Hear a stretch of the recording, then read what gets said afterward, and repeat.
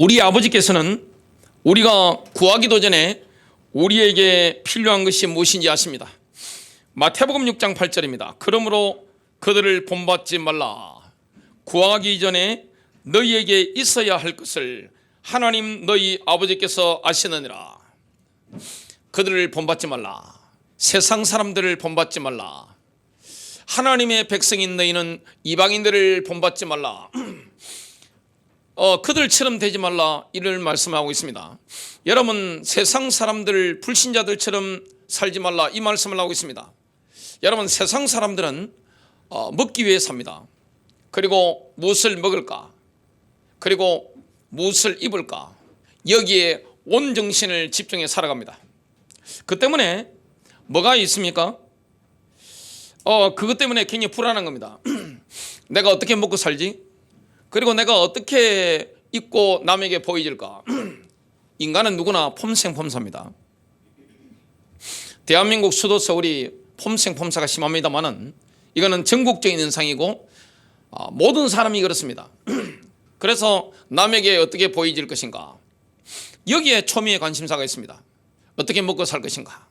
나의 미래는 어떻게 될 것인가? 그 때문에 굉장히 불안합니다. 왜냐? 내 힘으로 살아야 되기 때문에 그런 거예요. 또 내가 원하는 대로 내 욕심이 채워지지 않습니다. 나는 요만큼 가졌는데 다른 사람들은 이만큼 가진 거예요. 시기 질투가 저절로 올라옵니다. 분노가 올라옵니다. 내가 욕심을 가지고 있는 만큼 나의 기대치만큼 채워지지 않기 때문에 어떻게 됩니까? 굉장히 우울한 거예요. 얼마나 많은 사람들이 불안과 분노와 우울 가운데 살아가는지 모릅니다. 왜냐? 무엇을 먹고 살 것인가? 내 돈을 어떻게 벌지? 그리고 내가 남에게 어떻게 보여지지? 이 문제에 자기 스스로 살아가니까 얼마나 힘듭니까? 불안할 수밖에 없죠. 또 여러 가지 분노가 올라올 수밖에 없죠. 욕심이 채워지지 않으니까 우울해질 수밖에 없습니다. 예수께서 뭐라 말씀합니까? 너희는 그들처럼 되지 말라. 세상 사람들을 본받지 말라. 뭐라고 말씀합니까? 먼저 그의 나라와 그의 의를 구하라. 이 말씀을 하시는 거죠. 하나님의 자녀는 언제나 하나님의 공급이 예비되어 있음을 합니다. 하나님은 때를 따라 우리에게 공급해 주십니다. 주님은 살아계신 분이에요. 24시간 주님은 우리를 사랑하시기 때문에 우리에게 가장 필요한 것을 공급해 주시는 분이죠. 그래서 그리스도인들은 열심히 일하며 살아갑니다마는 땅의 것을 걱정하지 않습니다. 왜냐? 아버지께서 우리의 필요를 공급하신다, 이걸 믿기 때문이죠. 하나님이 우리 인생을 책임지시는 거예요. 하나님이 교회를 책임지시는 겁니다. 많은 분들이 과도하게 염려하며 살아갑니다. 내가 뭘 하는 줄 압니다. 내가 내 인생을 막 다 하는 줄 압니다. 얼마나 피곤합니까? 사실 얼마나 불안합니까? 그러다 보니까 얼마나 마음이 침체가 됩니까? 어떤 분들은 교회를 우리가 돈을 내서 운영하는 걸로 생각합니다. 그게 얼마나 어리석은 겁니까? 주님은 살아 계십니다. 하나님을 빼고 나면 남는 것은 뭐밖에 없습니까? 불안밖에 없습니다. 염려밖에 없는 거예요. 굉장히 우울합니다. 여러분, 세상을 한번 보십시오. 뉴스를 한번 들어보십시오. 희망이 있습니까? 빌리 그레함 그분은 전도자죠. 목회를 그만두고 전 세계를 이렇게 순회하면서 사역을 하는데 영국에 가서 집회를 한 겁니다. 영국의 대영 제국의 처칠 수상이 1대1로 만난 겁니다. 그러니까 빌리 그레함 자서전을 보면 처칠 수상이 살아있을 때는 그걸 오픈을 하지 않고 돌아가시고 나서 이걸 글에 오픈을 했는데 처칠이 이렇게 말했습니다. 목사님, 그 당시 대영 제국의 모든 정보가 자기한테 다 들어오는 겁니다. 세상은 희망이 없습니다. 희망이 없는 거예요. 우울한 거예요. 근데 우리는 지진이 나든 전염병이 돌든 내가 실직을 하든 내가 몸이 아프든 뭘 믿습니까? 하나님께서 예비하셨다. 하나님께서 인도하신다. 이걸 믿죠. 그래서 우리 주 예수 그리스도께서 뭐라고 말씀하십니까? 그들을 본받지 말라. 그들처럼 살지 말라. 왜 염려하면서 불안해하느냐? 왜 우울해하느냐? 이 말씀을 하시는 거죠. 첫 번째입니다. 하나님께서는 우리를 완전히 아시고 우리 인생에 가장 합당한 시간에 찾아오셔서 우리를 자녀 삼으신 겁니다. 하나님은 우리를 너무나 사랑하십니다. 자녀에게 필요한 걸 다 공급해 주시는 분입니다. 하나님은 나를 완전히 알고 계십니다.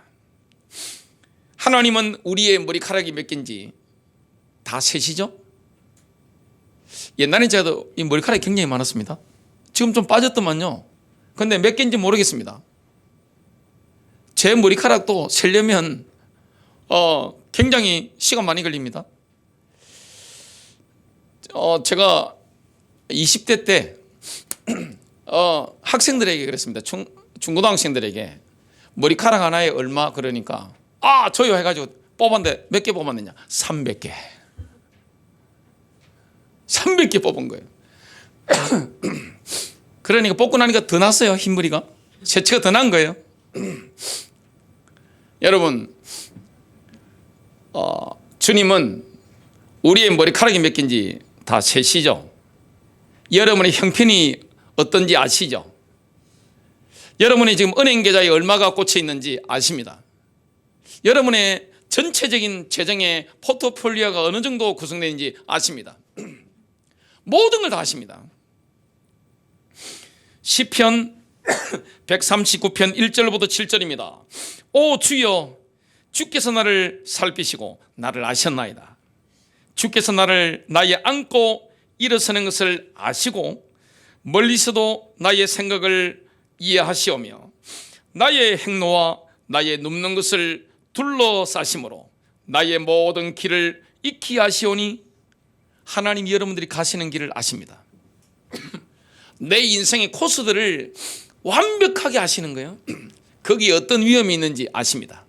어떤 응답이 있는지 아십니다. 보소서 오 주여, 내 혀의 말 중에 주께서 알지 못하는 것이 단 하나도 없나이다. 여러분 입 조심해야 됩니다. 우리의 말소리를 우리 하나님이 다 들으시는 거예요. 완벽하게 들으시는 거예요. 주께서 나를 앞뒤로 에워싸시고 주의 손을 내 위에 얹으셨나이다. 여러분 주의 손길이 저의 머리 위에 있습니다. 하나님의 손길이 여러분 머리 위에 얹어져 있는 거예요. 축복의 손길이 얹어져 있는 거예요. 그런 지식이 내게 너무 놀라우며 높아서 내가 능히 그것에 미치지 못하나이다. 내가 주의 영을 떠나 어디로 가리까? 혹은 내가 주의 앞을 떠나 어디로 피하리까? 여러분 사람의 목소리가 하늘 보좌에 들립니다. 그것처럼 우리의 생각이 내가 입으로 내뱉지 않았다 할지라도 우리의 생각이 하늘 보좌에까지 막 크게 들리는 거예요. 이게 바로 하나님의 비밀입니다. 하나님께서는 하나님의 영을 통해서 전 우주에 있는 모든 것을 다 알고 계십니다. 하나님은 영이십니다. 하나님은 하나님의 영을 통해서 전 우주에 있는 걸 모든 걸 다 아시는 겁니다. 하나님의 영은 이 공간에 충만합니다. 하나님의 영은 우리의 가정에도 직장에도 사업장에도 학교 현장에도 충만합니다. 하나님의 영은 저 달나라나 화성이나 목성에도 충만합니다. 우주 전체에 하나님의 영은 충만합니다. 그래서 모든 걸 아시는 거예요. 우리의 말소리를 다 들으시는 겁니다.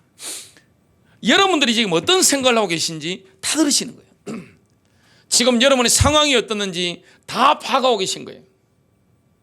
여러분의 재정적인 상황을 파악하고 계신 거예요.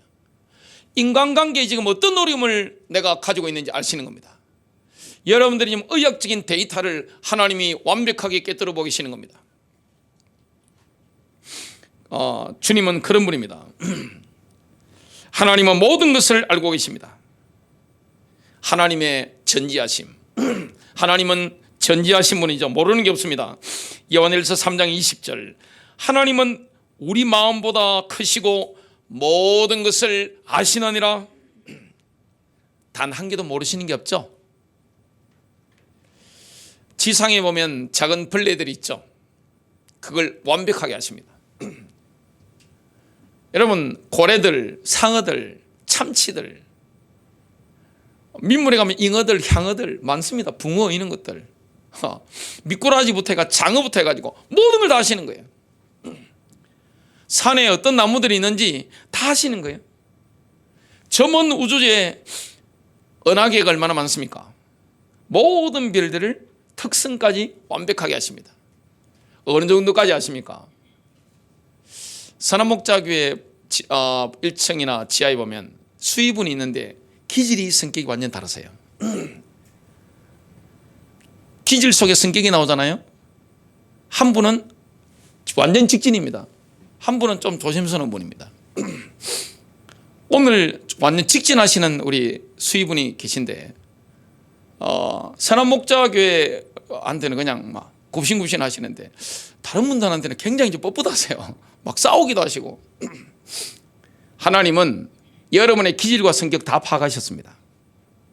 그걸 누가 주셨습니까? 하나님이 주신 거예요.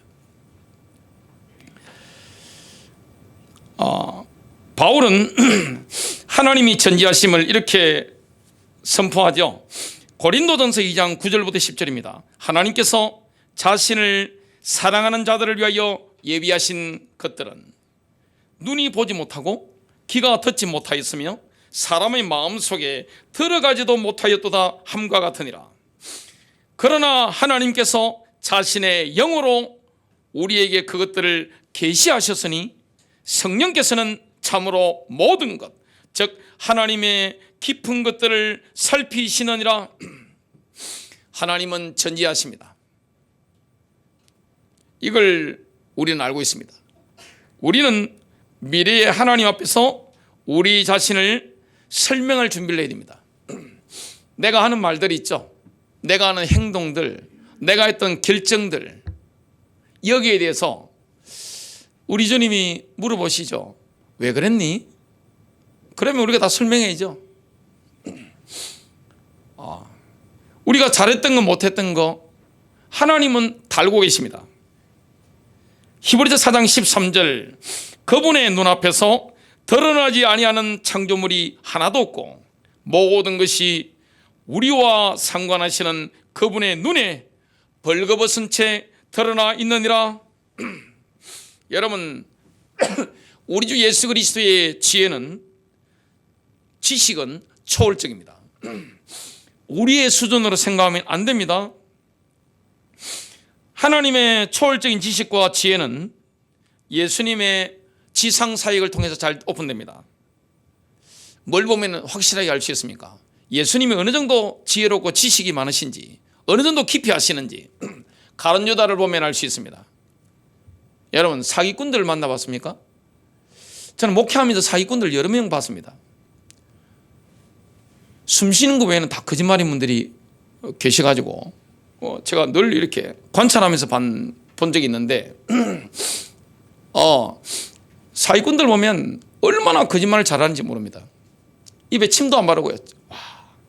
거짓말 탐지기도 안 통합니다. 이런 분들은 거짓말 탐지기 해도 안 돼요. 왜냐? 자기 자신도 그 말을 믿어버려요. 근데 우리 하나님은 어느 정도 수준이냐? 사기꾼도 아십니다. 그리고 사기꾼이 자기가 사기치려고 마음먹기 전에 사기치려고 하고 있다는 걸, 그 시간표가 온다는 것을 예수님은 미리 아시는 겁니다. 그럼 예수님의 지식의 깊이가 어느 정도 높은 겁니까? 가룟 유다를 한번 봅시다. 예수님은 자신이 12제자 중에 한 제자로부터 배반당할 것을 말씀하십니다. 요한복음 6장 70절부터 71절입니다. 내가 너희 12를 택하지 아니하였느냐? 그러나 너희 중에 하나는 마귀니라 하시니라. 그분께서는 시몬의 아들 가룟 유다를 가리켜 말씀하셨더라. 그는 12 중에 하나로 그분을 배반하여 넘겨줄 자더라. 예수님이 이런 지식을 가지게 된 것은 뭡니까? 성령님을 통했습니다.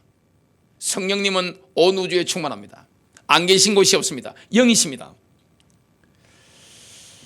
가룟 유다 본인이 자기가 배반할 것이라는 것을 알기도 전에 주님이 알고 계셨던 겁니다. 아니, 배신자가 본인도 알기도 전에 그 계획을 예수님이 미리 아신 거예요. 주님은 이 정도 지식이 있습니다. 더욱 놀라운 게 있습니다. 유다는 예수님께서 유다에게 할 일을 하라고 말씀하시기 전까지는 자신의 계획을 이행하는 게 불가능했습니다. 요한복음 13장 26절부터 27절 또 30절입니다. 내가 빵 한 조각을 적셔다 주는 자가 거니라 하시고 빵 한 조각을 적시사 시몬의 아들 가룟 유다에게 주시니라. 빵 조각을 받은 뒤에 사탄이 그 속에 들어가매 빵 조각을 딱 받는 순간에 사탄이 가룟 유다 속에 딱 들어간 겁니다. 그 전에 예수님은 아셨던 겁니다. 그때에 예수님께서 그에게 이르시되 내가 하는 일을 속히 하라 하시니라. 주님은 그 정도 지식이 있습니다. 그때에 그가 빵 조각을 받고 곧 나가니 때는 밤이더라. 이제 밤의 때가 온 거죠. 여러분, 이 전체 상황들 한번 보세요. 여러분, 상황을 전체적으로 지배한 장본인이 누굽니까? 예수님이 배반자에게 팔리는데 누가 지배한 겁니까?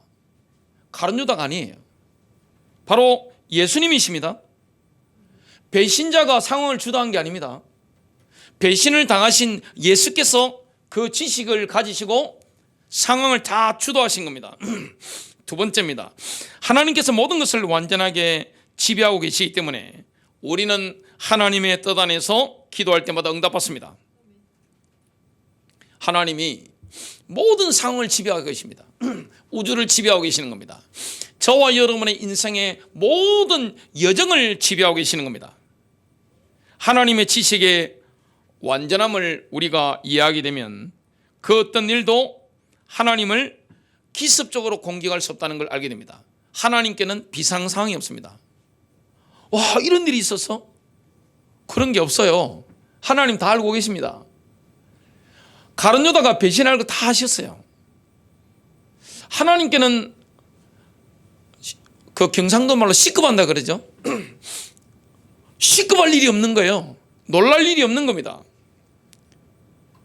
하나님은 모든 일의 처음부터 끝까지 다 알고 계십니다. 왜 그렇습니까? 나는 알파와 오메가요, 처음과 마지막이라. 하나님은 모든 것을 완전하게 지배하고 계십니다. 하나님께서는 특히 자신과 영원토록 함께하도록 선택하신 사람들을 잘 알고 계십니다. 주님의 특별한 관심이 누구에게 있습니까? 바로 하나님의 백성에게 있습니다. 하나님의 자녀에게 있습니다. 이 세상 모든 것에 하나님 관심이 있지만 하나님의 자녀에게 하나님의 지대한 관심이 있는 거예요. 로마서 8장 29절, 그분께서는 자신이 미리 아신 자들을 또한 예정하사 자신의 아들의 형상과 같은 모습이 되게 하셨나니 이것은 그분이 많은 형제들 가운데서 처음 난 자가 되게 하려 하심이더라. 우리가 하나님의 자비와 은혜에 따라 결국에는 영원롭고 영원한 자리에 가게 됩니다. 그러면 예수님이 이런 말씀을 하시겠죠. 결국 우리가 지금 영적으로는 영혼 가운데 있지만 실제도 영혼 가운데 들어가게 되잖아요. 그때가 오게 됩니다. 그러면 주님이 뭐라고 하시겠습니까? 내가 너를 기다리고 있었단다, 이렇게 말씀하시겠죠. 내가 오기 전까지는 혼인잔치에 앉아 있을 수가 없었단다. 여러분, 주님은 어린 양의 혼인잔치에 저와 여러분이 오기를 지금 기다리고 계십니다. 구원받은 사람들의 수가 채워지기 전까지는 놀라운 인내로 우리 하나님이 기다리고 계신 거죠. 베드로 후서 3장 9절입니다. 주께서는 오직 우리를 향하여 오래 참으사 아무도 멸망하지 아니하고 모두 회개에 이르시기를 원하시느니라. 주님의 재림이 늦어지는 이유가 뭡니까? 다시 오겠다고 말씀하셨는데 2000년 동안 지금 아직 재림을 안 하셨습니다.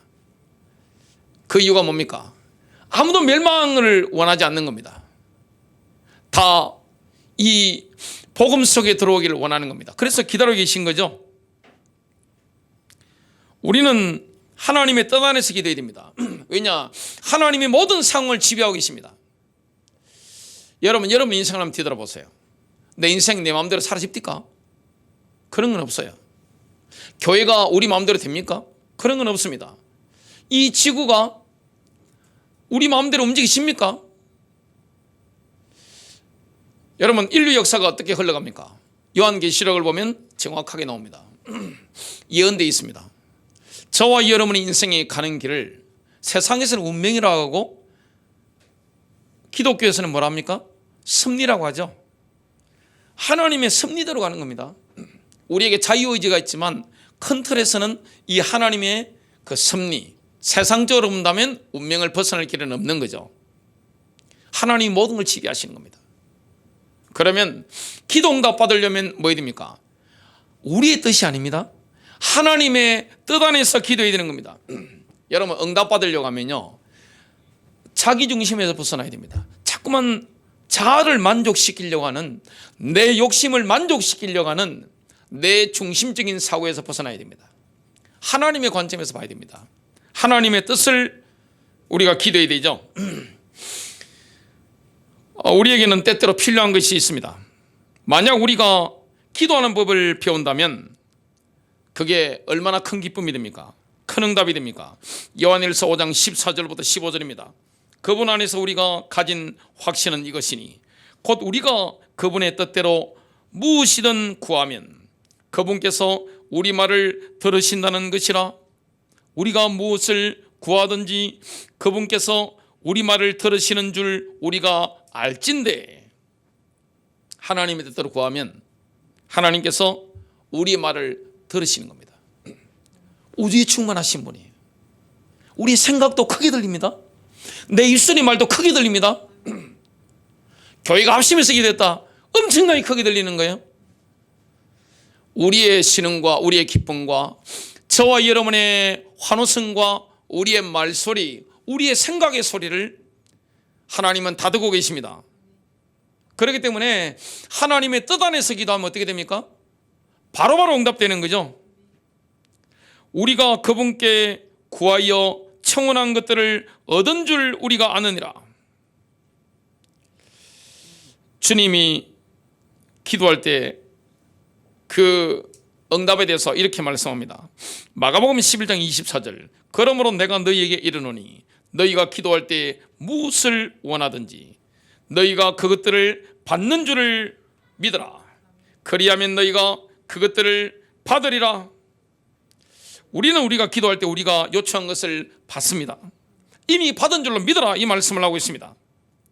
받는 것과 가지는 것은 좀 때가 좀 다릅니다. 시간표가 좀 다릅니다.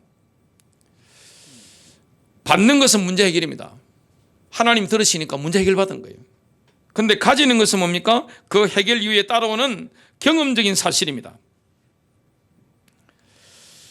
지금 당장 그 어떤 변화가 일어나지 않는다 할지라도 우리는 이미 받은 겁니다. 그리고 나중에 가지게 되는 겁니다.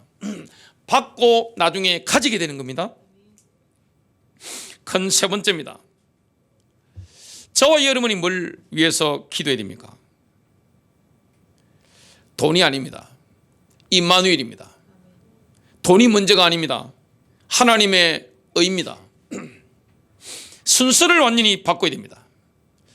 응답 중에 응답이 뭡니까? 임마누엘입니다.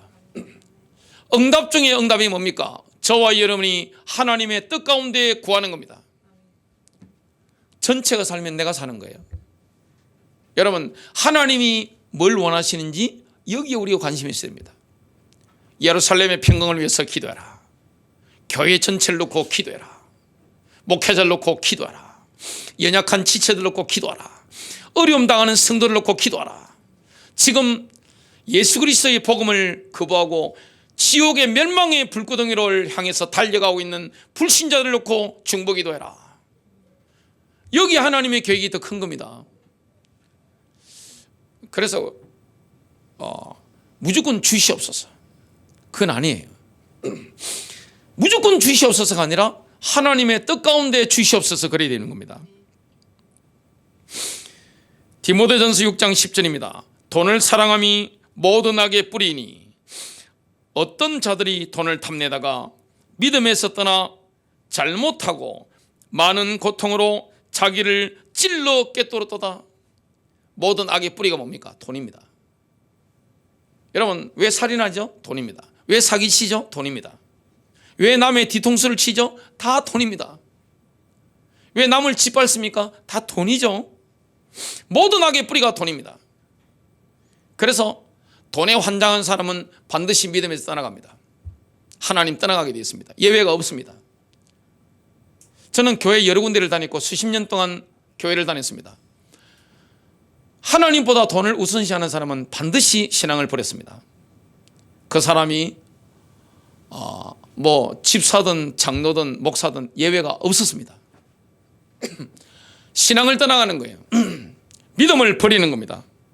그리고 많은 고통이 있고 뭡니까? 자기 심장을 자기가 찌르는 거예요. 얼마나 고통스럽습니까? 그 쓰라릴 때는 남이 모르죠. 혼자서 이렇게 슬프게 비통이 눈물을 흘리니까 남이 모릅니다. 우리가 돈에 대한 사랑을 삶 속에 허용하게 되면 어떻게 됩니까? 그로부터 온갖 종류의 악이 나옵니다. 여러분, 왜 악한 짓을 하죠? 돈 때문에 합니다. 돈 때문에 배우자도 죽입니다. 친구도 죽이잖아요. 배신하잖아요. 하나님도 팔아먹고 교회도 팔아먹습니다. 안 그럴 것 같아요? 많이 그렇게 하고 있습니다. 죄를 짓습니다. 왜 유혹을 받습니까? 돈 때문입니다. 멸망당하는 거죠. 여러분, 돈을 사랑하는 것에 대한 해결책이 있습니다. 마태복음 6장 33절, 그런 정너희는 먼저 그의 나라와 의를 구하라. 그리하면 이 모든 것을 너희에게 더하시리라. 11조가 뭐죠?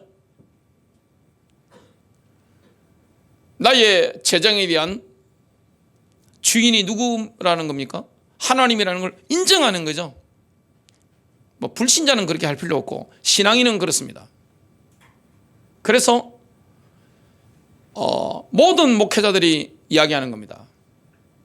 특히 미국의 내셔널 처치 목회하셨던 그 목사님의 간증을 들으면서 저건 맞다 싶더라고요. 본인이 경제공황대 교회가 크기 때문에 많은 사람을 경제적으로 지원했답니다. 선한 일이죠. 근데 담임 목사는 헌금 내역을 볼 수 있는 권한이 있잖아요. 딱 보는데 교회에서 구제를 받았던 사람 가운데 11조 하는 사람 한 명도 없더랍니다. 그리고 경제공황이 왔는데 캐나다에 11조를 제대로 하는 사람 가운데 교회에 구제받을 만큼 어려움 당하는 사람이 한 명도 없었다는 거예요. 제 경험도 마찬가지입니다. 우리는 뭘 믿습니까? 하나님이 살아계심을 믿습니다. 먼저 그의 나라와 의를 구하라. 복음 전도를 위해서 구하라. 교회를 놓고 먼저 기도하라. 예루살렘의 평안을 놓고 기도하라. 하나님의 뜻을 구해라. 그분의 의를 구해라. 주님이 뭘 원하시는지 거기에 기도에 힘을 모아라. 이 말씀을 하는 거예요. 거기에 파워가 있는 겁니다. 우리는 삶과 생활 속에서 우선순위를 명확하게 해야 됩니다. 하나님이 우선입니까? 돈이 우선입니까? 하나님이 우선입니까? 내 욕심이 우선입니까? 하나님 돌아가셨습니까? 제가 부교육자 때인데 재정 담당하는 분이 나오셔가지고 재정 보고를 할 때가 있잖아요. 하는데 옛날에 제가 전도사 때입니다. 교회가 건물을 하나 산 거예요. 이렇게 이렇고 저렇게 이렇고 막 하고 염려되는 것만 처음부터 거의 쫙 한 겁니다. 담임 목사님 나오셔서 마이크를 잡으시더만 하나님 어디 갔습니까? 하면서 웃더라고요. 하나님 어디 가셨죠? 하나님 영이신 걸 믿습니까? 하나님 여러분 사정 모릅니까? 하나님이 지금 여러분이 처한 딜레마를 모르실까요? 과연 그러실까요? 하나님 돌아가셨습니까? 하나님이 여러분의 신음소리를 모르실까요? 여러분은 지금 건강 상태나 인간관계에 지금 딜레마나 지금 나의 재정적인 상태를 모르실까요? 나의 지금 어떤 필요가 있는지 주님은 모르실까요? 하나님은 영이십니다. 하나님의 영을 통해서 완벽하게 파악하고 계십니다. 뭘 기도하라고 하죠? 그의 나라와 그의 일을 먼저 구하라. 돈의 환장에서 하나님 손을 비틀지 마십시오. 땡강 핀다고 되는 게 아닙니다. 먼저 하나님과 함께 거하십시오. 새벽에 일어나서 말씀을 읽거나 듣고 기도부터 하십시오. 하나님의 임재가 있어야 됩니다. 여러분 인생에 하나님의 임재가 함께 가야 됩니다. 가정의, 사업장에, 직장인장에, 학업인장에, 교회인장에 하나님의 임재가 함께 가야 되는 겁니다. 여기에 응답이 있는 겁니다. 하나님이 함께 하는데 뭐가 문제가 됩니까? 우리의 우선순위를 점검해야 됩니다. 창세기 15장 1절에 보면 아브라함이 지금 전쟁 중에 있습니다. 얼마나 두렵습니까? 강대국의 사람들을 건드려 버렸으니. 여러분 전쟁이라는 것은 모든 걸 다 거는 거죠. 전쟁이 지면 어떻게 됩니까? 상대방의 노예가 됩니다. 특히 고대 사회 인권이 어디 있습니까?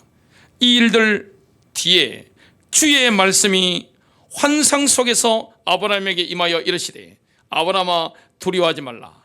나는 내 방패요 내가 받을 지극히 큰 보상이니라. 하나님이 방패가 되십니다. 여러분의 재정적인 방패가 누굽니까? 하나님이십니다. 여호수아 1장 5절 내 평생에 너를 능히 대적할 자 없으리니. 지금 모세가 죽었습니다. 위대한 지도자 모세의 후계자 여호수아입니다. 얼마나 두렵습니까? 내가 모세와 함께 있었던 것 같이 너와 함께 있을 것입니다. 내가 너를 떠나지 아니하며 버리지 아니하리니. 시편 23편 1절과 5절입니다.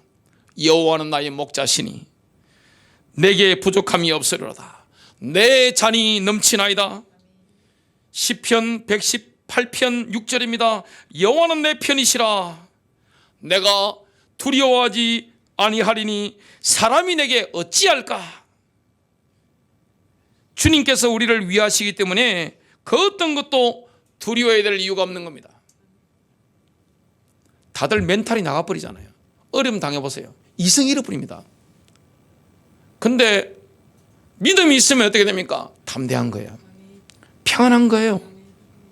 잠을 잘 수 있는 거예요. 이 상황이 어떻게 잠을 잡니까? 잘 수 있습니다. 바울을 보세요. 이 상황이 어떻게 평정심을 유지할 수 있습니까? 다윗을 보세요. 전쟁에 앞서서 엄청난 전쟁을 앞두고 여호수아라든지 다윗을 한번 보세요. 내가 편히 자고 깨었으니 그 표현이 나옵니다. 편히 잠드는 거예요. 불안해서 어떻게 잡니까? 여러분 내일 전쟁을 앞두고 나라의 운명이 바뀌는데, 인생 운명이 바뀌는데, 내가 누워 자고 깨었으니. 응답은 뭡니까? 임마누엘입니다. 우리가 뭘 구해야 됩니까? 어디에 우선순위를 둬야 됩니까? 그의 나라와 그의 의입니다. 제가 교회를 나갔을 때 제게 감동을 준 집사님이 계십니다. 여자분이셨는데 교회 선생님이 있었어요. 그분 집은 굉장히 부자셨습니다. 그 남편 되시는 분이 장로님 되셨을 때, 제가 화환이 그렇게 많이 오는 거 처음 봤습니다. 교회 문 앞에서부터 진짜 끝이 안 보일 정도로 화환이 그분 끝만 있는 겁니다. 쫙 있는 거예요. 다른 장로 임직 받는 분들이 보고 별로 기분 좋게 올라가지 않더라고요. 약간 이렇게 다 올라가시더라고요. 본인을 위해서 돈 쓰는 거 1,000원, 10,000원도 아끼시더라고요. 하나님 나라를 위해서 재정 지출하는 거 그냥 그금을 지출하는 걸 제가 봤습니다. 여러분 뭘 놓고 먼저 구하십니까? 내 양심이 알잖아요. 우리 인생의 우선순위 누굽니까? 하나님 모르실까요?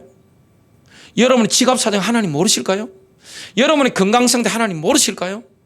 여러분 지금 인간관계 속에서 얼마나 여러 가지 압박을 심층적으로 다층적으로 받고 있는지 하나님 모르실까요? 다 아십니다. 뭘로 기도해야 됩니까? 그의 나라와 그의 의를 구해라. 하나님 나라 임하도록 기도해라. 임마누엘을 놓고 기도해라. 하나님의 뜻이 이루어지도록 기도해라. 이 말씀을 하고 계시는 거죠. 로마서 8장 31절 만일 하나님이 우리를 위하시면 누가 우리를 대적하리요? 하나님이 내 편인데 누가 나를 대적합니까? 결론 맺습니다. 하나님은 우리가 구하기도 전에 우리에게 필요한 것이 무엇인지 아십니다. 불신자를 본받지 마십시오. 불신자는요, 세상 사람은요, 뭘 먹지? 남들에게 어떻게 보여지지? 이 폼생폼사 때문에 불안해요. 미래가 불안해요. 그리고 굉장히 분노가 올라옵니다. 안 채워지잖아요.